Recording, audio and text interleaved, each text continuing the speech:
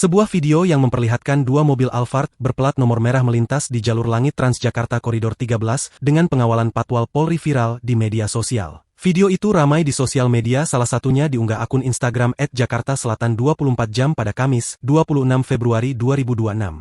Di jalur Transjakarta Koridor 13 emang boleh ya non TJ lewatin nih jalur langit? Baru tahu, tulis unggahan tersebut. Meski demikian, lantaran mobil melaju cepat, plat nomor kendaraan tak terlihat. Kabid Humas Polda Metro Jaya, Kombes Pol Budi Hermanto, mengatakan pihaknya sedang menelusuri identitas dan tujuan mobil tersebut menggunakan jalur khusus Transjakarta. Ini masih didalami oleh Ditlantas Polda Metro Jaya terkait dengan tujuan, termasuk data kendaraan tersebut, kata Budi saat ditemui di lapangan Bayangkara Mabes Polri, Jumat, 27 Februari 2026.